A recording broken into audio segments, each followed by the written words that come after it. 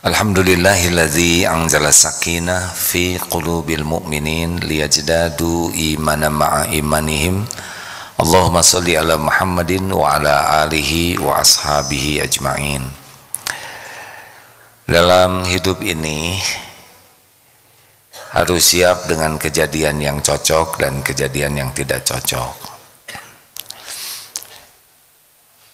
Tidak akan selamanya hidup ini sesuai dengan keinginan, tetapi tidak sesuai dengan keinginan kita bukan berarti jelek, karena Allah lebih tahu apa yang terbaik bagi kita. Jadi kita harus punya keinginan, harus ikhtiar, sempurnakan, doa maksimalkan, tapi kita harus belajar untuk memasrahkan kepada Allah supaya yang terjadi itu adalah yang terbaik menurut Allah, bukan yang terbaik menurut kita. Karena baik menurut kita belum tentu yang terbaik menurut Allah. Wallahu ya'lamu wa antum la ta'lamun. Allah Maha tahu, kita tidak tahu. Inilah sebetulnya bagian penting mengapa seseorang bisa tenang, karena harusnya hidup kita ini bahagia. Jadi orang beriman itu bahagia. Bahagia bukan karena harta, gelar, pangkat, jabatan, popularitas, penampilan. Tidak, itu casing.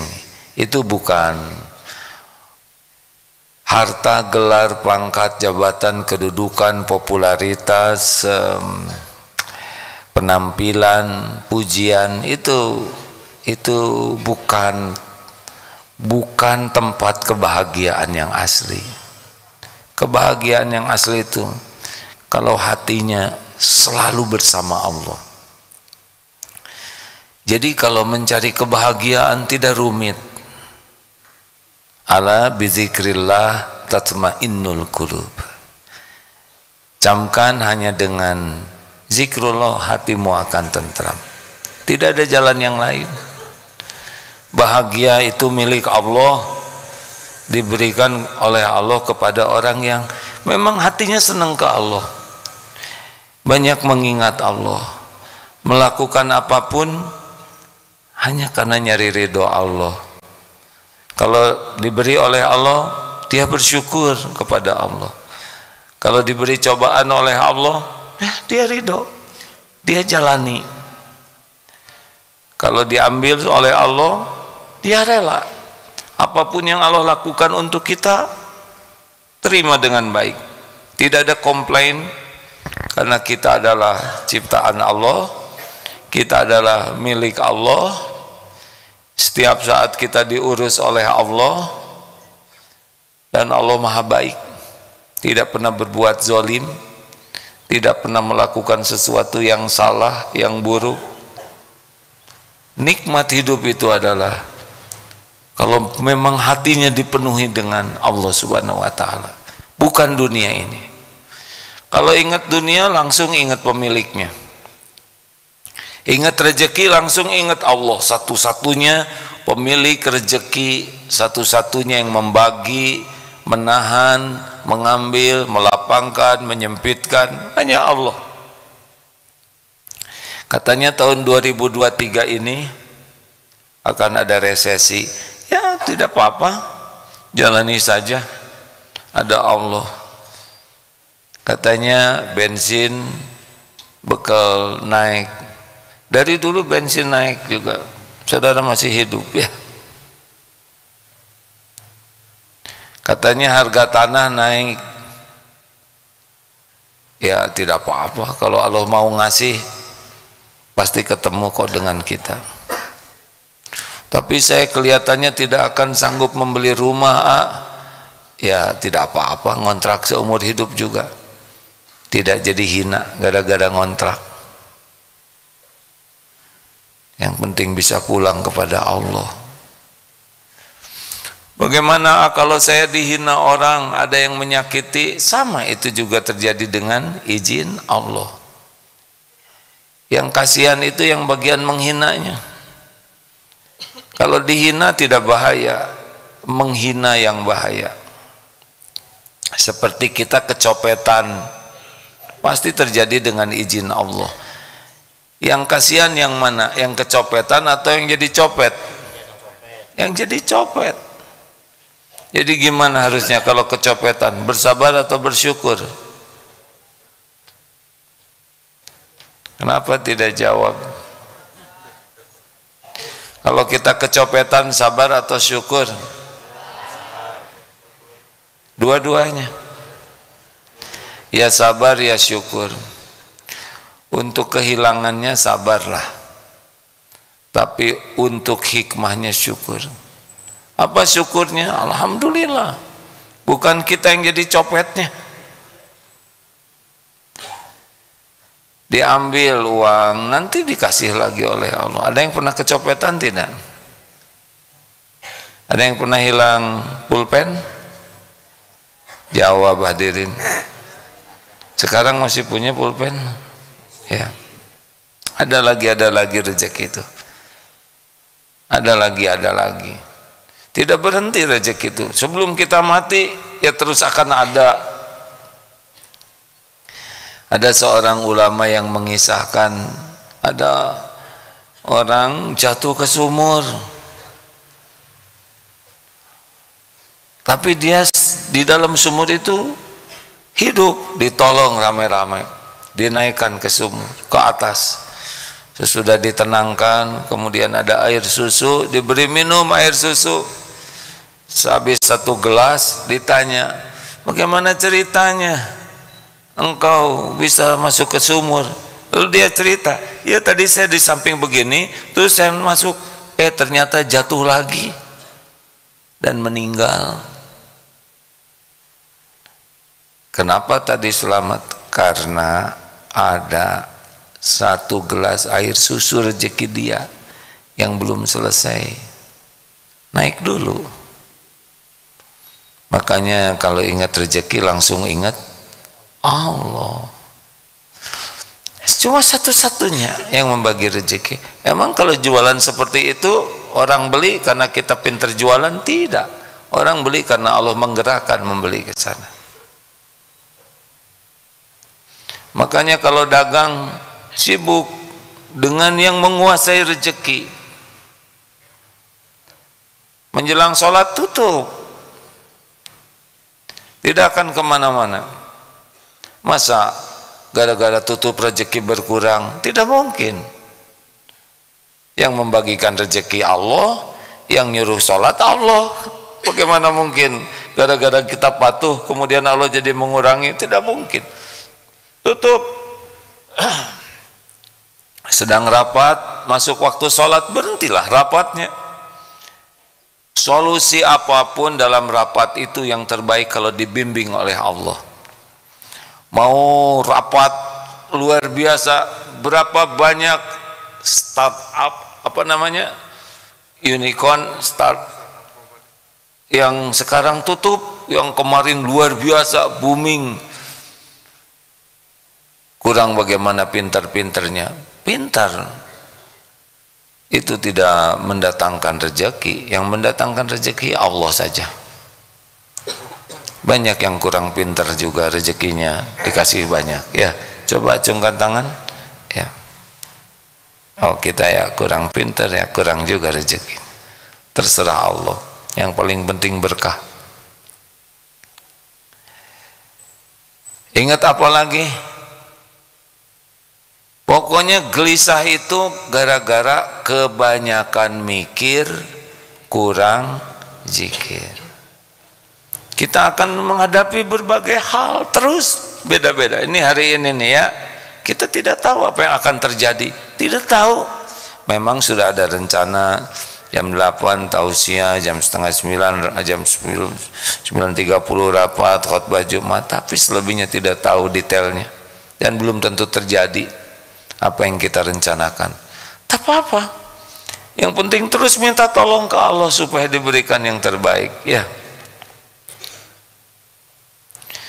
Sudah jelas belum rezekinya hari ini? Mau makan apa, Pak? Belum tahu kan? Tapi selama ini makan terus enggak? Makan. Makanya yang paling mahal dari lapar itu adalah ingat Allah. Yang paling bernilai dari makan itu adalah ingat Allah. Ini ada santri baru ya, Bapak santri baru ya, maaf ya Pak ya. Kenapa Bapak makan? Karena apa Pak? Karena butuh. Ya, karena butuh. Bapak makan kenapa? Ibu makan kenapa Bu? Lapar. Ya, maaf ya, sengaja tanya ke santri baru. Karena santri lama sudah tahu jawabannya. Kalau kucing makan kenapa Bu? Ibu lapar. Berarti rada sama ya.